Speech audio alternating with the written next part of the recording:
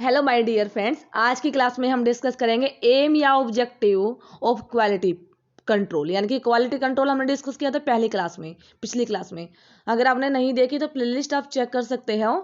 तो quality control क्या होता है? क्वालिटी कंट्रोल में हम क्या करते हैं कि जो भी हमारा गोल है, जो भी क्वालिटी डिजायर्ड क्वालिटी है हमने अचीव करनी है, तो उसका एक स्टैंडर्ड तय किया जाता है कि हाँ ये स्टैंडर्ड्स है इसका, और उसको स्टैंडर्ड को मेंटेन करने के लिए हम क्वालिटी कंट्रोल की टेक्निक या जो भी तरीके होते हैं उनको पॉलिसीज को लेके आते हैं। ठीक है, तो क्वालिटी को चेक करने के लिए हम क्या करते हैं, स्टैंडर्ड को डिफाइन किया जाता है, स्टैंडर्ड के साथ में कंपेयर किया जाता है क्वालिटी करेक्टरिस्टिक्स को। अगर वहां पे कोई ना कोई डेविएशन अगर कहीं ना कहीं होगा तो उसके लिए करेक्टिव एक्शन लेना होगा। ठीक है, डेविएशन अगर कहीं होगा तो उसके लिए करेक्टिव एक्शन लेना होगा। ये होता है क्वालिटी कंट्रोल।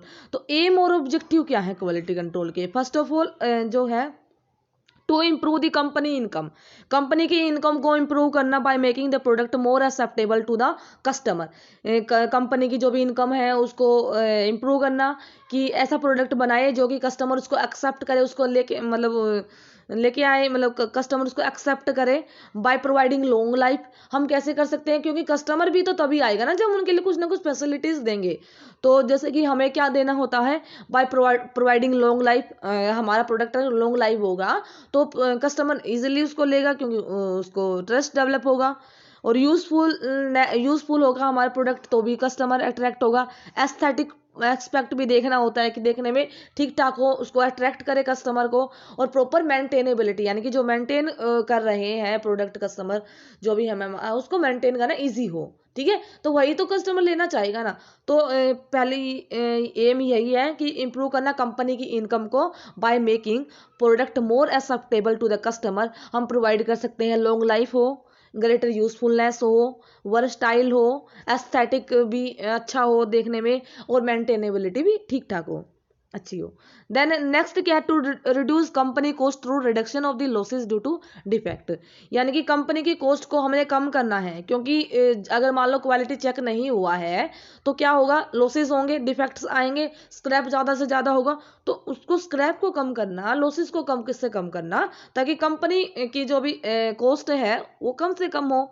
एग्जाम्पल के लिए हमें जैसे कि ज़्यादा स्क्रैप वर्क कम से कम हो, लेस रीवर्क करने की रिक्वायरमेंट हो, शॉर्टिंग करना भी कम हो, और कस्टमर रिटर्न्स यानी कस्टमर से वापस भी कम से कम आए। तो इस तरीके से हम कंपनी की कॉस्ट को रिड्यूस कर सकते हैं। देन नेक्स्ट क्या है, to achieve interchangeability of manufacturing in large scale production.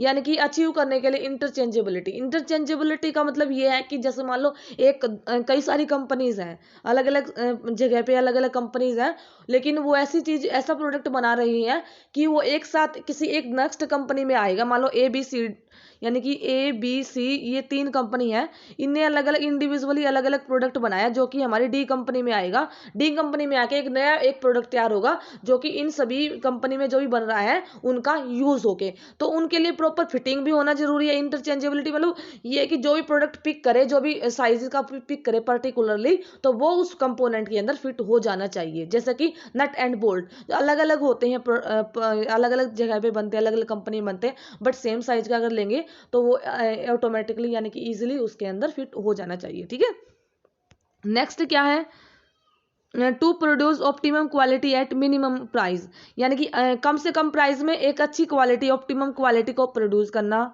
ठीक है, नेक्स्ट क्या है, ensure satisfaction of customer will, जो कि विद प्रोडक्ट एंड सर्विस के साथ में कस्टमर सेटिस्फाई हो, जो भी हम प्रोडक्ट या सर्विस दे रहे हैं कस्टमर को, तो कस्टमर इंश्योरिटी दे सेटिस्फेक्शन की, जिसमें कि हाई क्वालिटी लेवल हो, बिल्ड करे कस्टमर गुडविल को। ठीक है, कॉन्फिडेंस डेवलप हो और रेपुटेशन आए मैन्युफैक्चरिंग के अंदर, जो भी हम बना रहे हैं प्रोडक्ट, तो हमारी रेपुटेशन होगी तभी तो सब ठीक ठाक चलेगा ना। ठीक है, तो सेटिस्फेक्शन होना चाहिए और एक प्रॉपर रेपुटेशन, हमारी वैल्यू मार्केट में होनी चाहिए। देन नेक्स्ट क्या है, make inspection promote to ensure quality control at proper stage to ensure production on non defective product. यानी कि हमें इंस्पेक्शन ऐसा बनाना है जिससे कि इंश्योरिटी मिले क्वालिटी कंट्रोल की, और प्रॉपर जो भी स्टेजेस आए हैं इंश्योर करने के लिए प्रोडक्शन या नॉन डिफेक्टिव प्रोडक्ट की, यानी कि हम कम से कम नॉन डिफेक्टिव प्रोडक्ट बनाए। ठीक है, देन नेक्स्ट क्या है, जजिंग दी कन्फॉर्मिटी। यानी कि जो कन्फॉर्मिटी है उसको जज करना किसी प्रोसेस की, कन्फर्म यानी कि कन्फर्मिटी ये हमने पहले क्लासेस में किया हुआ है कि किसी भी प्रोसेस की कन्फर्मिटी, कन्फर्म मतलब कितना वो सही है, उसको कन्फर्म कितना है कि कितना मिल रहा है, कन्फर्मेशन कितना है कि हाँ वो ठीक है। तो कन्फर्मिटी को जज करना प्रोसेस की, और एस्टेब्लिश करना स्टैंडर्ड्स के साथ में, और लेना जो भी सुटेबल एक्शन है, ठीक है, अगर वहाँ पे कोई डेविएशन है तो सुटेबल एक्शन लेना, ठीक है। नेक्स्ट क्या है, to improve quality and productivity by process control experimentation and customer feedback, यानी कि इम्प्रूव करना क्वालिटी जो भी एक्टिविटीज़ हैं, ठीक है, या प्रोडक्टिविटी एक्टिविटीज़ हैं by the process control experimentation and customer feedback. Next, developing procedure for good vendor Wendy relation, ऐसा प्रोसीजर को डेवलप करना जो वेंडर जहाँ से हम सामान लेते हैं और लेने वाले होते हैं हम जो भी हैं, तो उनके बीच में, हमारे बीच में एक प्रॉपर अच्छा रिलेशन बिल्डअप हो, ठीक है।